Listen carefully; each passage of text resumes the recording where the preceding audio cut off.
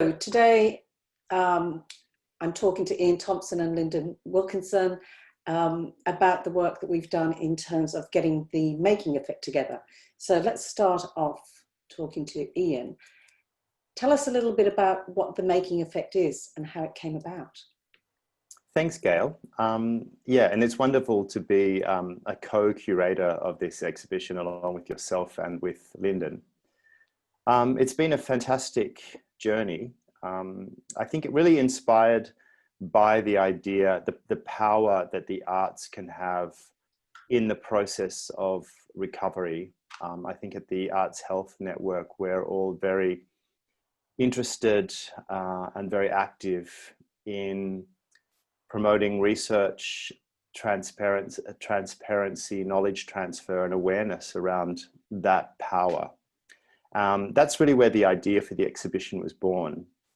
We've been active for a couple of years now. We launched last year, the Arts Health Network, and we had a sense that we wanted to do something this year. We wanted to have an event this year.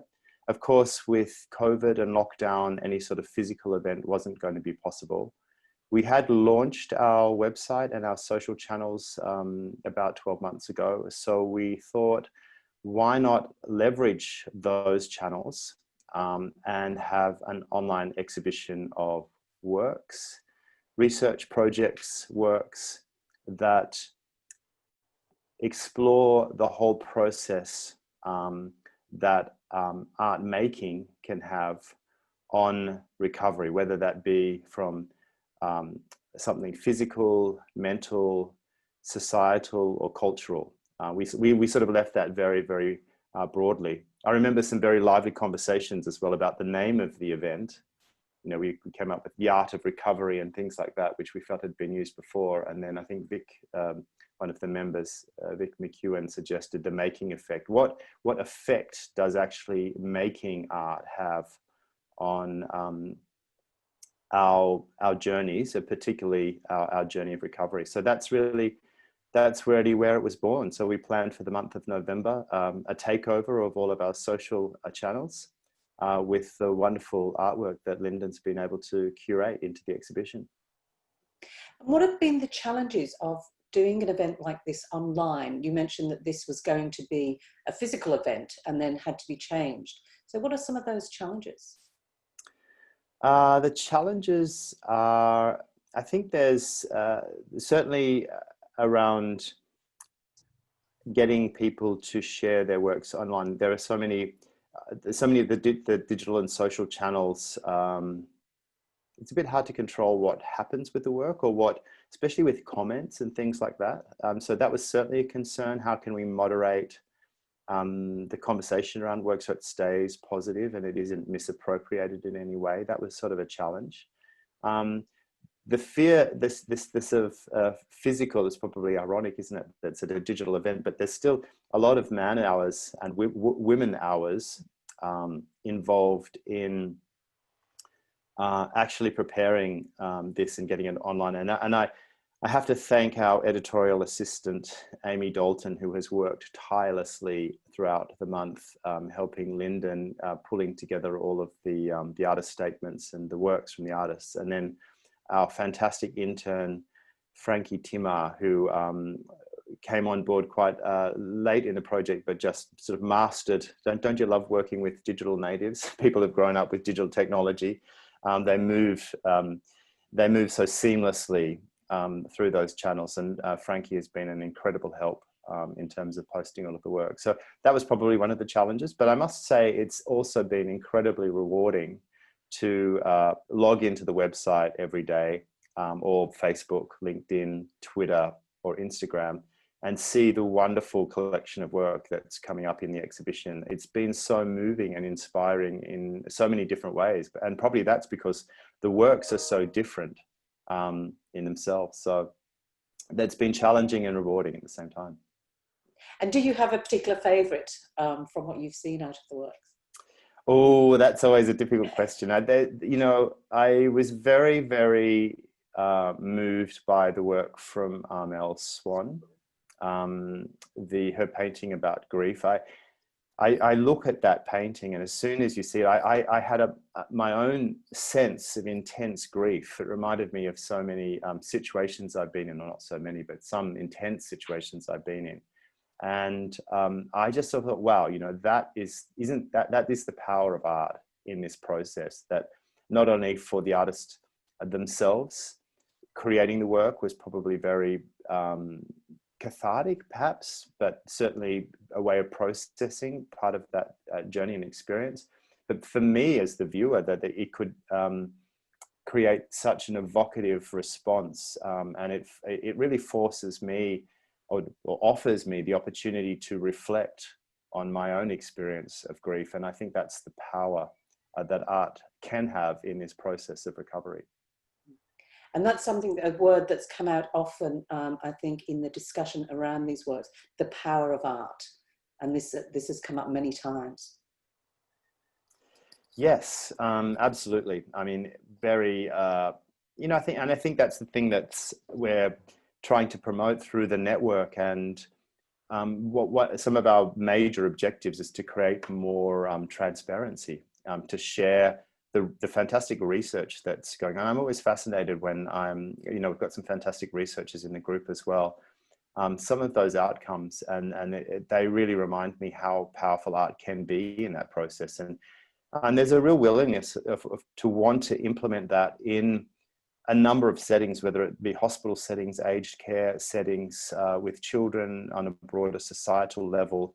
I sense in myself a whole willingness of wanting to sort of share that knowledge, that research, that information to really help others. I mean, I've experienced that myself, that art really sort of saved me. My own creative journey gave me a sense of self-worth in from a rural family, where the setting was very sort of one-dimensional in terms of what you could be.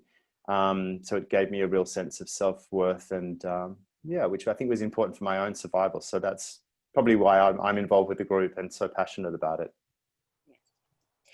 Linden, I want to come to you and ask you about your role as curator. When we look, there's such a range of works, amazing range of works. Can you tell me a little bit about your starting point? How did you get to these people to even ask them to show their work? It's all luck. They came to me. I did nothing. I simply thanked them and sent them on to Amy. So I just think it's remarkable. So many, you know, they had a real growth as well. And I'm not really sure if the circumstances grew or my perception of what was happening grew. So I tried to, once we started to get different art forms, not just visual art, I really began to see how practice kind of related to the self, you know, that yeah, how artists perceive themselves. And it was fantastic. I think sort of starting to get the dancers in, and just the wonderful chorus from the you know, with people with mental illness, and that, you know, just take a pill, you know, just that wonderful irony, that biting humor, that quick intelligence behind that. Just so many different yeah, different situations, different circumstances, different passions, different perceptions. So I think I was really lucky. And what were the artists' response when you asked them to join in a online exhibition? I think Ian's the making effect and the call for works, that's really where everything began. It began with work coming in, and then there clearly was some sort of a ripple effect, because we really only got overseas interest from the UK, and not from elsewhere. There was a tentative inquiry at one stage from Buenos Aires, but she never sort of followed up.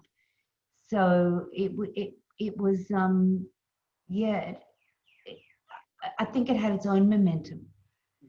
I can't explain it. I remember early on when we were talking about this, you were very keen to get the artist's story alongside. I so wanted to know, yeah, because my memory of our getting this together was the discussion around the overuse of words like trauma and catastrophic and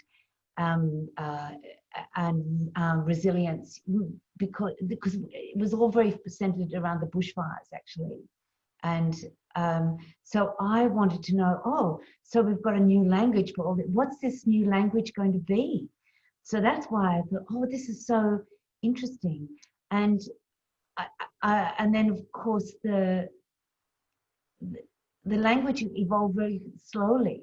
And it was really Michelle who right at the end said, art is a process of interrogation. There are no jollies here. I love that. So it's not, it wasn't like a Band-Aid. It was like going deep into the wound and healing from deep within, not to put something light and frothy up top. I love that. I love that because it justified all the pain and all the tension and all that, like 199% commitment to everything. It was all about that. And to know in the, you know, deepest dark of night that you're not the only one who does this was great. And were there any major surprises for you in the work or in the stories that you heard? Yes, I love Bernard and Amel's look at grief as well, and saying, you know, there isn't the information out here, you know, in the real world about that, and sort of leading the call on that, because it's not an economic journey. It's not it's a journey of never ending reinterrogating. Grief never goes away. It becomes marginalized, I suppose. And I love their courage. That's how things changed for me when I started to read the work as it came in, was this incredible act of courage and believing that things could be different or things could be better, but not in that banal sense that better is when it all goes away. Things don't go away. You know, things enrich us, make us the complex people we are. And I loved that, being honored. And I really shifted. I know when I talked to, in my curator statement, I really know that I shifted from being objective about what I was doing to like turning over the chapters of a book I was reading. Oh, tell me some more. Tell me some more. Tell me what I haven't heard before. And in asking those questions, every time every artist statement was new. So it was really, it was incredibly empowering. And it also, I could see how we were all connected to each other as well. So that created a sense of community in a digital way, but also in an artistic way, a sense of community that defied physical borders, but embraced emotional connection. So that's probably a really good segue in terms of talking about the voice, the artist statements, talking about this. To ask you, Gail, about your curation of the speaker series. So we also have a number of guest speakers on the platform over the month. We've had them over the month. What was your experience like? First of all, researching the areas of discussion, finding the speakers, and then your actual experience of interviewing those people. It was really reaffirming about, it goes back to this idea of the power of art. And for me, every person I spoke to, it was reaffirming that position, the importance of art, the power of art, the role of art in these difficult times. And part of what I wanted to do with the speaker series was to think about a range of experts in the field. And so the experts are people who are researchers, who are people who understand mental health issues in the contemporary climate. but also not experts necessarily who are academics, but artists who are experts in their own right in how to engage with the lived experience of mental health issues, working alongside bushfires, people who've gone through bushfires, and what is their experience of that, and how does that translate into the artwork? And I think that was a really important part. I think the other aspect that I was really interested in highlighting is how we understand the role of art in relation to health, because so often health and well-being is put into in the category of being clinical, medical, experts in those areas. And now increasingly we're seeing that funding's coming to artists, funding's coming to arts organisations, because governments, society is recognising that art can make a change. It's not something that sits on top of our society, it is throughout our society. So I was very interested to talk to people who work in that area. So people like Scientia Professor Jill Bennett, who talks about the need for art in crisis. Jorvin Jones, who talks about his experience of lockdown before COVID and lockdown happened because of being institutionalized. And then how does that translate into an aesthetic experience that may be cathartic for the self, but also is shared? And I think that touches back to what Linden was talking about, is that what we recognize in these works and in the talks and the speaking is that we're not listening to somebody else talking about art. It is part of us. It is part of who we are, and it informs our lives. And I think that's really an important area of arts and health. So I think there is more to be done in this area to get those voices out there and talk about how arts and health can really support communities. Yeah, well, I think that certainly with what we've achieved with the Making Effect, and I'm very proud of the team and the works and the artists in terms of creating visibility, encouraging conversations to begin. And the wonderful thing too is, although we ran it as an event, an online event over the month of November, most of the works will be staying up on the site and on the social channels. So if anyone does want to go and visit the experience, they can go back and there's lots of fantastic works and lots of fantastic reading. I agree that those the artist statements themselves are also incredibly moving. They certainly enhance the whole experience of experiencing the art. But that will be there on the ANA website, Facebook, LinkedIn, Twitter, and Instagram for people to enjoy and engage with. And I guess the question sort of remains: do we make it an annual event? Probably. We'll see how things go, but it was certainly very rewarding from my point of view, and it's been fantastic working with you both. Watch this space.